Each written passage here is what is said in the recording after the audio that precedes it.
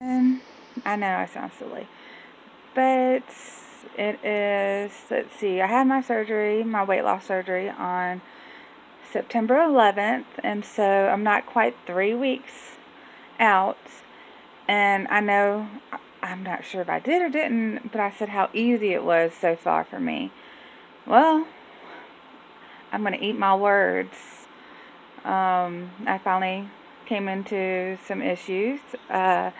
And for some reason, eating meat just doesn't sit well on me. I'll take like 1 or 2 bites, and I get this worst pain right in my chest, and it hurts so bad, and and your mouth salivas, and I just end up throwing up, and that's the only way to feel better. Otherwise, it takes like half an hour for it to, and it's so intense, and I can't explain it. I'm sure other people who have had the surgery knows what I'm talking about, and I've had people say that, oh, maybe you ate too fast, and I know I didn't eat too fast, or oh, maybe you ate too much, and I know I didn't eat too much because like I would wait 4 hours. I make sure I try to follow the directions, minus the fact that I've tried other like meats and stuff. I might not, or I should not eat yet, but they were soft, so I thought maybe it'd be okay.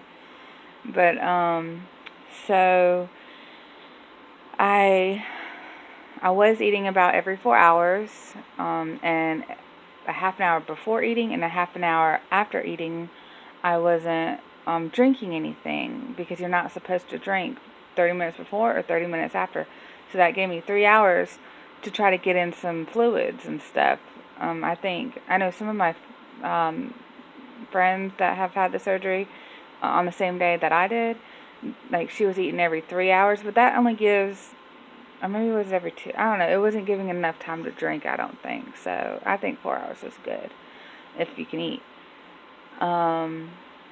But let's see. So, like, I went like 24 hours without eating. Probably wasn't even getting enough drinks in because after having the surgery, it is so hard to get the fluids in and try to eat. And I mean, you have to work yourself up. And I know I'm averaging, well, not the last few days. I've been averaging about 400 calories a day, and probably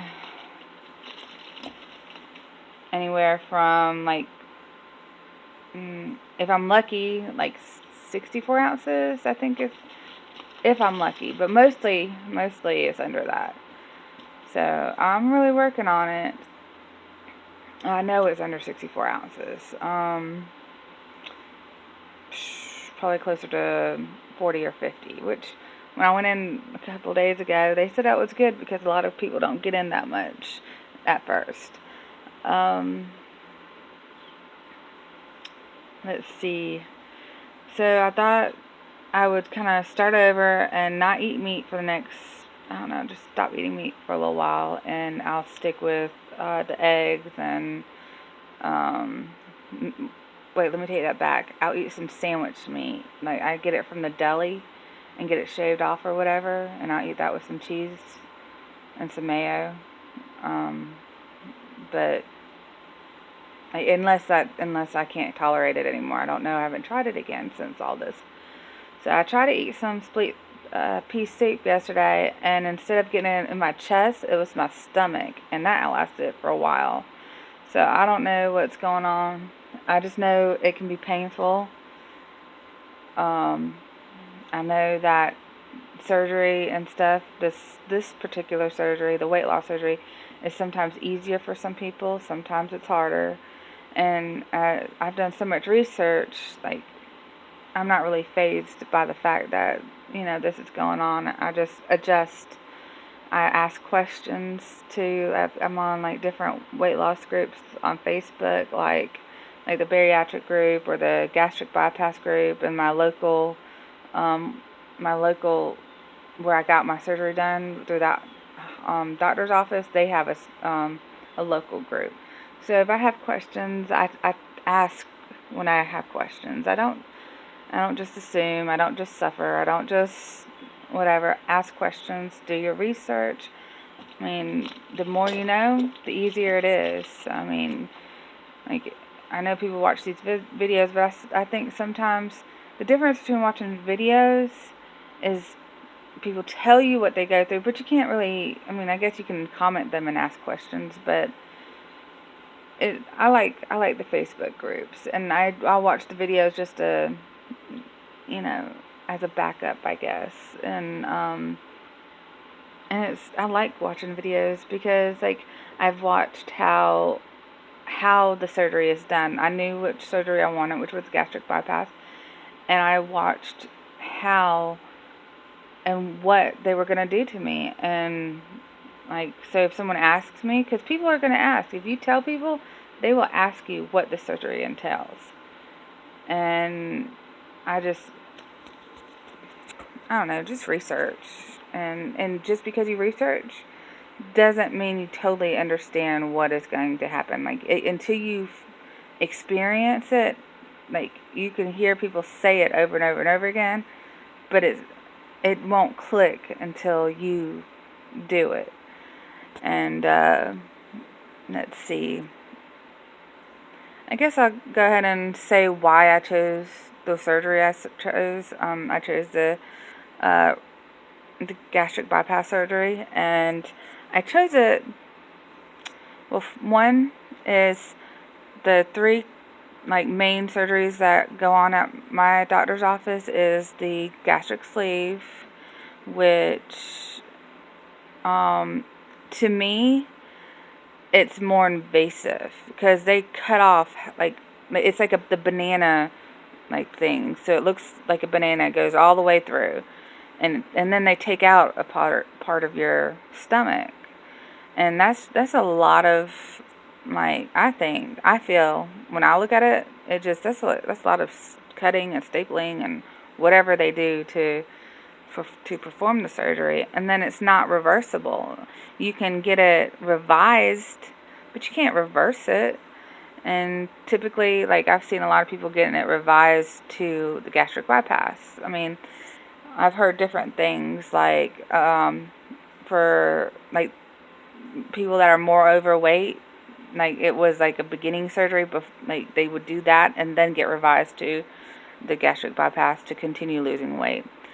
I chose not. The real reason why I chose not to do that, though, is because you get less of the percentage rate. I can't exactly remember how much, like 60 or 70 or maybe 70 or 80% of your body weight loss is through the gastric sleeve. Don't get me wrong, a lot of people lose a whole lot more than that, but I just didn't want to risk it. So the other one, the gastric bypass, is what I got. It's revisable, and to me it doesn't seem like they do as much intrusive, like cutting. They cut the pouch and they not sew it, but they use the little staple thing and get it together. But you keep your stomach, and I know how that it works, where I think the stomach still is connected to the intestines, and then your pouch is connected to the intestine. And I'm moving my hand over here, but you can't see what I'm doing. But they still come back together, and then it uses the fluids that come from the intestines and what comes down from the pouch, and that's how I don't know, it breaks down or goes through or something. I don't know. And then there's some kind of a dual switch. I can't pronounce it, and I haven't researched it enough. From what I understand, it's like, oh wait, let me go back to the gastric. The gastric is supposed to lose, like, I think that's the one that's supposed to lose like 70, 80 percent of your body weight, or the amount you're supposed to lose, and then the dual switch, that is supposed to lose even more weight, and it's like both of them, from what I understood, the gastric bypass and the sleeve combined. I don't know how it works, because I really didn't do much research on that one, but I've heard other things about it, and it's just, I didn't think it was for me, and sure I want to lose more weight than what is expected, but I don't want to be miserable either. And I'm not saying people who have it is miserable, but like I've heard that like your poop is different. Yes, I said poop on YouTube, but I don't know. I felt like the gastric bypass has been around a lot longer, and everything else is kind of newer, and I just trusted it more. Um, but definitely do your research and understand what you're getting yourself into. Um, I guess that's all. Eventually, I want to. I have some videos from the day and the day after my surgery, but I want to put them up in order, and until I do that, I don't think I'll be putting them up. So, uh, yeah. Well, that's all. I guess until next time, ta-ta.